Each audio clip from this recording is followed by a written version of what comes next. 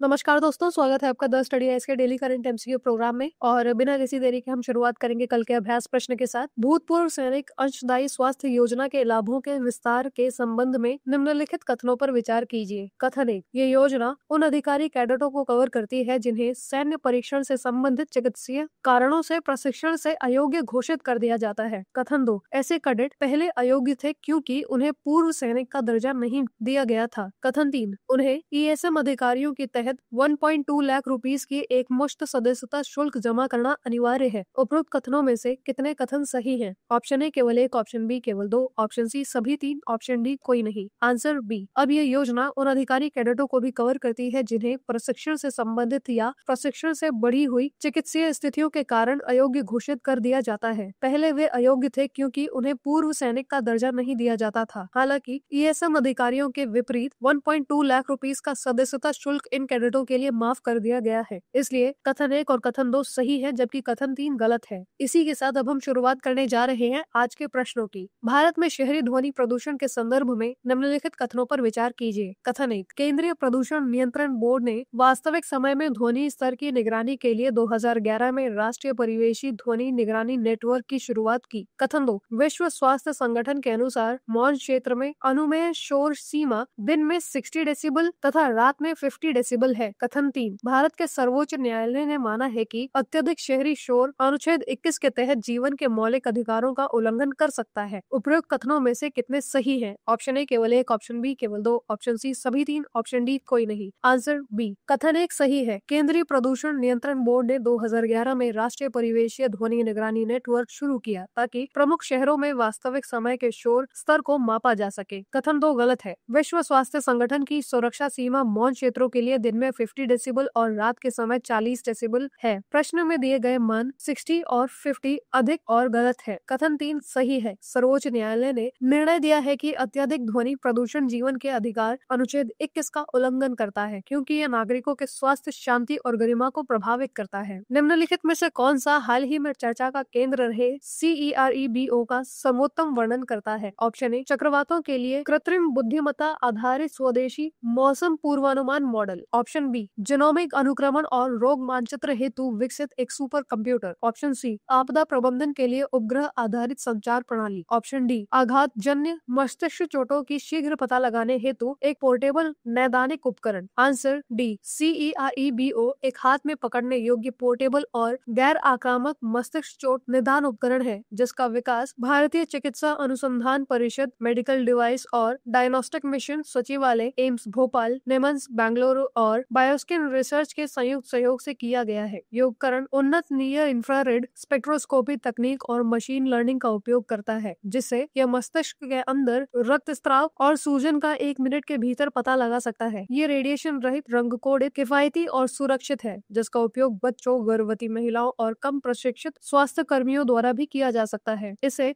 विशेष रूप से आपातकालीन वाहनों, ट्रॉमा केंद्रों, ग्रामीण क्लिनिक्स और आपदा प्रतिक्रिया इकाइयों में तैनात करने के लिए डिजाइन किया गया है जिससे मस्तिष्क चोट के त्वरित निदान और उपचार में सुधार होता है। आदिवासी लैंग्वेज ट्रांसलेशन एप्लीकेशन आदिवाणी को प्रारंभ करने का मुख्य उद्देश्य क्या है? ऑप्शन ए, डिजिटल साधनों के माध्यम से आदिवासी भाषाओं का संरक्षण और संवर्धन करना। ऑप्शन बी, आदिवासी भाषाओं में ऑनलाइन शैक्षणिक सामग्री उपलब्ध कराना। ऑप्शन सी, दूरस्थ क्षेत्रों में आदिवासी समुदायों के लिए संचार की खाई को पाटना। ऑप्शन डी, आदिवासी कारीगरों को ई-कॉमर्स गतिविधियों को प्रोत्साहन देना। आंसर सी, जनजातीय कार्य मंत्रालय ने जनजातीय समुदायों के सामने आने वाली संचार बाधाओं को दूर करने और जनजातीय युवाओं को डिजिटल रूप से सशक्त बनाने के लिए आदिवाणी ऐप और वेबसाइट लॉन्च की है। ये जनजातीय भाषाओं का हिंदी और अंग्रेजी में अनुवाद करके भाषाई संरक्षण का भी समर्थन करता है, लेकिन इसका मुख्य उद्देश्य दूर दराज के जनजातीय क्षेत्रों में संचार पहुंच में सुधार करना है। अल्पसंख्यक शैक्षणिक संस्थानों और शिक्षा का अधिकार अधिनियम 2009 के संबंध में निम्नलिखित कथनों पर विचार कीजिए। कथन 1, संविधान का अनुच्छेद 30 अल्पसंख्यकों को अपनी पसंद के शैक्षणिक संस्थान स्थापित करने और उनका संचालन करने का अधिकार प्रदान करता है। कथन 2, RTI अधिनियम की धारा 12 क्लॉज 1 क्लॉज C सभी विद्यालयों जिनमें अल्पसंख्यक संस्थान भी शामिल है में वंचित वर्गों के बच्चों के लिए 25% आरक्षण अनिवार्य करती है। कथन 3, Pramati educational and cultural trust 2014 मामले में उच्चतम न्यायालय ने निर्णय दिया कि अल्पसंख्यक संस्थान RTI अधिनियम के प्रावधानों से मुक्त है। उपरोक्त कथनों में से कितने सही हैं? ऑप्शन ए केवल 1, ऑप्शन बी केवल 2, ऑप्शन सी सी सभी 3 ऑप्शन डी कोई नहीं। आंसर ए कथन एक सही है। संविधान का अनुच्छेद 30 स्पष्ट रूप से अल्पसंख्यकों को यह अधिकार देता है कि वे अपनी पसंद के शैक्षणिक संस्थान स्थापित और संचालित कर सके। कथन 2 गलत है। धारा 12 क्लॉज 1 क्लॉज सी सभी गैर अल्पसंख्यक निजी अनुदान रहित विद्यालयों पर लागू होता है, परंतु 2014 के प्रतिम वाद में न्यायिक व्याख्या के माध्यम से अल्पसंख्यक संस्थानों को इससे छूट दी गई है। कथन 3 सही है। प्रतिम एजुकेशनल एंड कल्चरल ट्रस्ट 2014 मामले में उच्चतम न्यायालय ने कहा कि धारा 12 क्लॉज 1 क्लॉज सी को अल्पसंख्यक संस्थानों पर लागू करना उनकी स्वायत्ता का उल्लंघन होगा, अतः उन्हें आरटीई अधिनियम से पूर्णतः मुक्त किया गया। नदी प्रणालियों के संबंध में निम्नलिखित कथनों पर विचार कीजिए। कथन 1 एकल मार्गीय नदियां अपरदन और निक्षेपण के बीच संतुलन के कारण स्थिरता बनाए रखती हैं। कथन 2 बहुमार्गीय इसलिए विभाजित हो जाती हैं क्योंकि परवर्षीय अपरदन निष्पेक्षण से अधिक होता है। कथन 3 नदी के किनारों पर वनस्पतियां नदी के घुमावदार मार्गों को कम करती हैं, जिससे मेंडरिंग के पैटर्न पर प्रभाव पड़ता है। उपयुक्त कथनों में से कितने सही हैं? ऑप्शन ए केवल 1, ऑप्शन बी केवल 2, ऑप्शन सी सभी 3, ऑप्शन डी कोई नहीं। आंसर सी कथन 1 सही है। एकल मार्गीय नदियों में एक तट से हुए अपरदन की पूर्ति विपरीत तट पर निष्पेक्षण से हो जाती है, जिससे नदी की चौड़ाई स्थिर बनी रहती है। कथन 2 सही है। बहुमार्गीय नदियों जैसे ब्रह्मपुत्र में अपरदन निष्पेक्षण पर हावी रहता है, जिसके कारण नदी चौड़ी होकर कई धाराओं में विभाजित हो जाती है। कथन 3 सही है। तटों पर वनस्पति मृदा को स्थिर करती है, प्राकृतिक बांध बनने में सहायक होती है, घुमावदार मार्गों को कम करती है और इस प्रकार ये मेंडरिंग के स्वरूप को प्रभावित करती है। अफगानिस्तान में भूकंप के संबंध में निम्नलिखित कथनों पर विचार कीजिए। कथन 1 सतही भूकंप आमतौर पर गहरे उद्गम केंद्र वाले भूकंपों की तुलना में अधिक विनाशकारी होते हैं। कथन 2 भारतीय तथा यूरेशिया प्लेटों के कारण अफगानिस्तान विश्व के सबसे भूकंपीय सक्रिय क्षेत्रों में से एक है। कथन 3 परिमाण में प्रत्येक पूर्ण संख्या की वृद्धि ऊर्जा उत्सर्जन को 2 गुना कर देती है। उपयुक्त कथनों में से कितने सही है? ऑप्शन ए केवल 1, ऑप्शन बी केवल 2, ऑप्शन सी सभी 3, ऑप्शन डी कोई नहीं। आंसर बी कथन 1 सही है। सतही भूकंप सतह पर अधिक ऊर्जा मुक्त करते हैं, जिससे वे अधिक घातक होते हैं। कथन 2 सही है। अफगानिस्तान भारतीय और यूरेशिया प्लेटों के टकराव क्षेत्र में स्थित है, जो वैश्विक भूकंपीय ऊर्जा उत्सर्जन का लगभग 15% है। कथन 3 गलत है। परिमाण में प्रत्येक पूर्ण संख्या की वृद्धि ऊर्जा उत्सर्जन को 2 गुना नहीं बल्कि लगभग 32 गुना बढ़ा देती है। निम्नलिखित में से किस शासक को स्थानीय परंपराओं में 1206 ईस्वी में बख्तियार खिलजी की सेनाओं को असम से पराजित करने का श्रेय दिया जाता है? Option A Rudra Singh, option B Bhaskar Varman, option C Kamrup के प्रथु, ऑप्शन डी नर नारायण। आंसर सी 1206 ईस्वी में बख्तियार खिलजी की सेना ने कामरूप में आगे बढ़ने का प्रयास किया। स्थानीय शिलालेख और फारसी इतिहास तुर्कों की हार की पुष्टि करते हैं, लेकिन शासक का नाम स्पष्ट रूप से नहीं बताते। बाद की परंपराओं और कनकलाल बरुआ जैसे इतिहासकारों ने कामरूप के प्रथु को राजा खिलजी की सेना को खदेड़ने वाले शासक के रूप में पहचाना। हालांकि प्रत्यक्ष पुरातात्विक साक्ष्यों के अभाव में उनकी ऐतिहासिकता पर विवाद बना हुआ है। हाल ही में चेन्नई में हुए क्लाउडबर्स्ट की घटना को अत्यंत दुर्लभ क्यों माना गया? ऑप्शन ए शहर के पास एक सक्रिय मानसून ग्रत की उपस्थिति, ऑप्शन बी आसपास की पहाड़ियों और पर्वत के कारण पर्वतीय ऊंचाई वाला भाग, ऑप्शन सी समतल तटीय मैदानों पर तीव्र स्थानीय संवहनीय वर्षा, ऑप्शन डी अतः उष्णकटिबंधीय अभिसरण क्षेत्र संबंधी आकस्मिक परिवर्तन। आंसर सी सामान्यतः बादल फटने की घटनाएं हिमालय या पश्चिमी घाट जैसे पर्वतीय क्षेत्रों में होती हैं, जहां पर्वतीय उत्थान के कारण आर्द्र हवा ऊपर उठती है। लेकिन चेन्नई समतल तटीय मैदानों पर स्थित है और आसपास कोई पहाड़ नहीं है, इस कारण वहां ऐसी घटना अत्यंत दुर्लभ मानी जाती है। 30 अगस्त 2025 की घटना का कारण अत्यधिक स्थानीय संवहनीय वर्षा थी, जिसे ऊष्मन की स्थिति ने और तीव्र कर दिया। इसी वजह से इस घटना को रेयरेस्ट ऑफ द रेयर घटना बताया गया। डोंगर खेती, जो कोंद जनजातीय समुदाय द्वारा अपनाई जाने वाली एक पारंपरिक मिश्रित फसल पद्धति है, यह मुख्य रूप से निम्नलिखित में से किस राज्य से जुड़ी है? Option A Chhattisgarh, option D Odisha, option C Jharkhand, option D Madhya Pradesh. Answer D डोंगर खेती ओडिशा के रायगढ़ जिले में कोंद आदिवासी समुदाय द्वारा अपनाई जाने वाली एक पारंपरिक कृषि पद्धति है। इसमें पहाड़ी ढलानों पर एक साथ कई फसलें जैसे मोटे अनाज, दलहन और तिलहन उगाई जाती है। इसकी तुलना मध्य प्रदेश के डिंडोरी जिले में होने वाली बेवर खेती से की जा सकती है। वर्तमान में यह प्रणाली खतरे में है क्योंकि कागज मिलों द्वारा प्रोत्साहित की जा रही नीलगिरी की एकल फसल जैव विविधता को कम करती है, मिट्टी को नुकसान पहुंचाती है और खाद्य सुरक्षा के लिए खतरा उत्पन्न करती है। 2025 के पनामा के महासागरीय जल के ऊपर उठने से संबंधित विफलता के संदर्भ में निम्नलिखित कथनों पर विचार कीजिए। कथन 1 यह कम से कम 40 वर्षों में पहली बार विफल हुआ। कथन 2 यह मुख्यतः व्यापारिक पवनों को कमजोर होने के कारण हुआ। कथन 3 यह पोषक तत्वों की उपलब्धता को कम करता है और मत्स्य पालन को प्रभावित करता है। उपयुक्त में से कौन सा या से कथन सही है या है? ऑप्शन ए केवल 1 और 2, ऑप्शन बी केवल 2 और 3, ऑप्शन सी केवल 1 और 3, ऑप्शन डी 1, 2 और 3। इसी के साथ चलिए देखते हैं आपका आज का अभ्यास प्रश्न। अपना उत्तर हमें कमेंट करके बताना ना भूलें। धन्यवाद। जय हिंद, जय भारत।